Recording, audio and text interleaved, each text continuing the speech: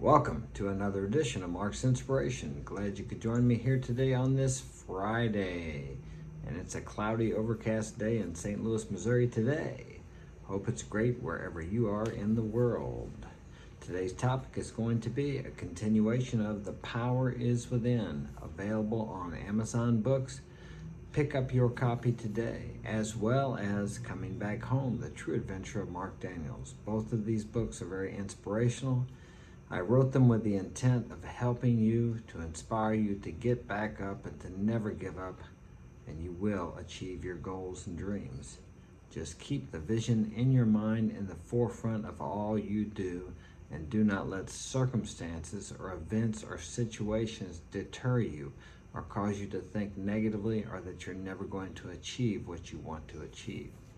Okay, smash that like button and subscribe. Share this with a friend if you think it will be of value to them. Okay, let's go. We are on location 556.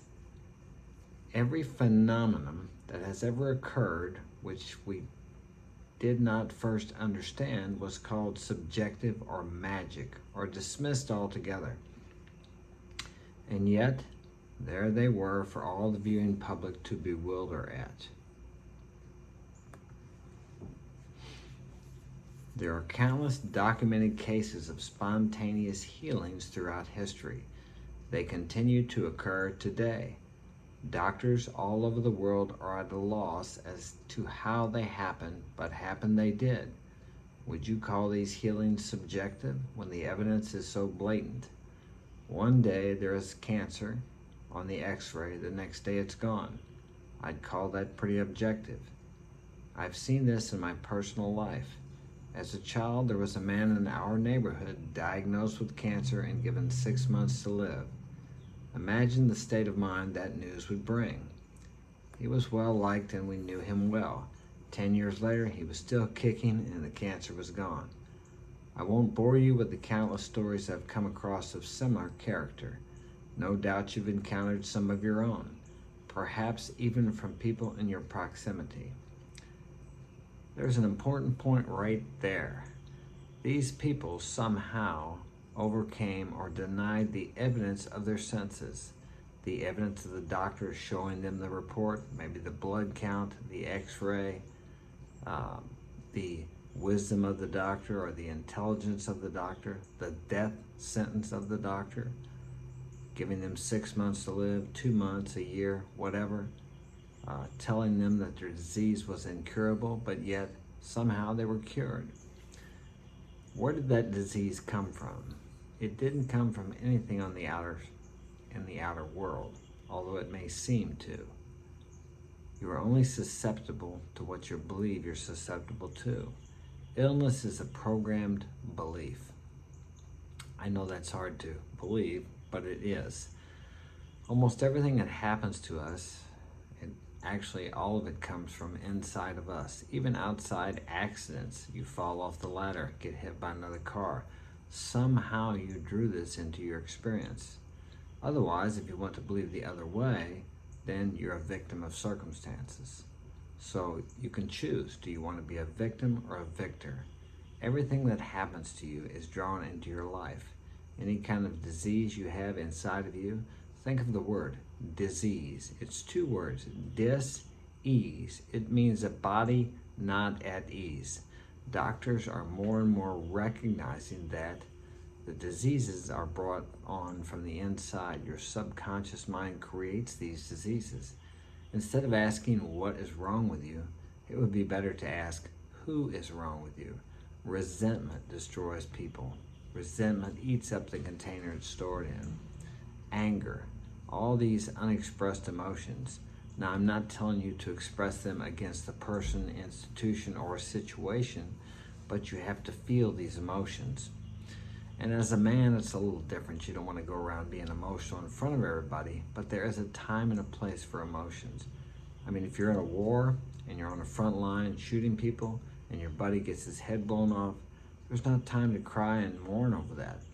And that's why so many of these people come back from the war messed up, because they never were allowed, they didn't have time to feel and express their emotions.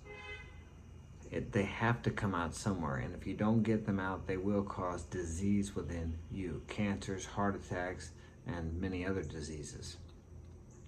When you can release these emotions in a healthy way, this will help you to rid yourself of any possibility of disease or even eliminate a disease you may have. Because as the word says, it's a dis-ease. Your body, your mind, your spirit, your total being, your essence is not at ease. There's nothing against feeling emotions.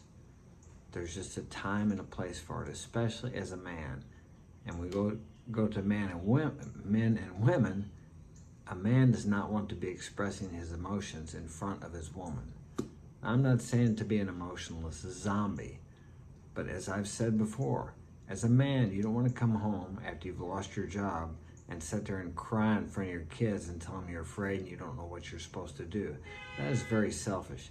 You want to talk about that, feel those emotions, do it in front of your buddy, or go do it with your higher power, your conception of God, or do it with a friend, a mentor, whatever. But you don't do that in front of your wife and kids. It's a selfish act. They look to you for strength. They depend on you. Now, I know there's a lot of people out there would say, well, you need to be vulnerable in front of your wife or in front of your kids or whatever. They learn by your example. This is true, but you can't be an emotional wreck. They depend on you for strength. You are the leader of the family. Think about how would it be if General Patton or Colin Powell was in the White House and he was having a staff meeting and they're thinking about firing a nuclear bomb, or we're going to be attacked by a country and they're going to shoot a nuclear warhead. You know, obviously he has fear. What if he started crying and I don't know what we're going to do and I'm really afraid that we might all get blown up? I mean, that sounds like a ridiculous example, but the country looks to these people, and actually the officers and all of the people under him look to him for guidance and strength. He may feel those feelings, but he doesn't need to be expressing them in front of those people. It's the same thing for you as a father, as a husband, as a leader of your family. You don't need to be falling apart in front of your family. You may feel like falling apart, but there's a time and a place to express that. Maybe by yourself while you're driving down the road in your car. You can scream and holler and cry and bang on the steering wheel. I've done that before, okay? Whatever it takes to get these emotions out of you, to express them, to feel them in a healthy way. Otherwise, they're going to come out. If you suppress them, they're going to come out in your intimate relationships, usually in a negative way against or with the people you love the most, because that's where you feel the safest. It's amazing how a person can be nice to everyone on the outside, and when he gets home, he feels comfortable, so he expresses himself in a negative way. He may say hi to the neighbor before he walks in the house and go inside and be mean to his wife or his kids because he feels safe there. Strange as it may be. Okay. The power that heals without medical explanation is the same power that exists within all of us, and the same power that attracted the mugger to our favorite neighbor May earlier in the book. What unlocks this power is nothing. You're already doing it, whether you know it or not, and whether you like it or not.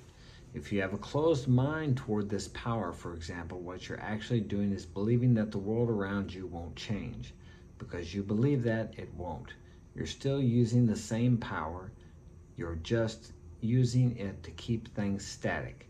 If you believe, however, that things will change, they will. And if you believe they will change in a specific way, that will happen too. You see, you can't avoid using this power. You just have to decide how you want it to affect your life. As you believe, so shall it be done unto you. The quote should continue, as you don't believe, so shall that be done unto you also. Whatever you believe is what it's going to bring into your life. Your belief creates your world. The most beautiful aspect, someone taking the trash can by, quite noisy. I have the window open this morning because it's pretty cool outside, about 68 degrees. All right. The most beautiful aspect of this whole setup is that you don't have to go out and make it happen. To create the change you wish to see, just step out of the way. The power is within you, and what exactly is it about you that's getting in the way? Your conscious mind, your programmed beliefs. Keep your mind, keep your thoughts on the vision, the goal. No matter what circumstances may dictate or say to you, or situations or people, you have to keep the vision uppermost in your mind. Keep your eyes on the vision. Some of the greatest people in the world, the great leaders of history, had a vision. Alexander the Great, Napoleon, and many, many others, okay? They had a vision. They kept their mind on the vision. When everything seemed to be falling apart around them and there was no way that it could possibly happen, what they wanted, their dream, their desire, they still kept moving forward. They kept their eyes on the vision within themselves, not on the outer circumstances. They denied the evidence of their senses, of their eyes, their ears, their smell, their taste. All those things lie to you. I know that's hard to believe because we've been taught just the opposite, but it's true. Okay? Hope that's been of value to you. Smash that like button, subscribe. Welcome to my new subscribers. I'm doing this for you, and I enjoy it too.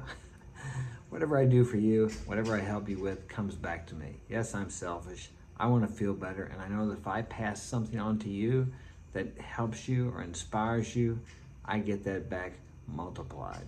So, yes, that's my reason. All right? So have a great day, and I'll see you tomorrow.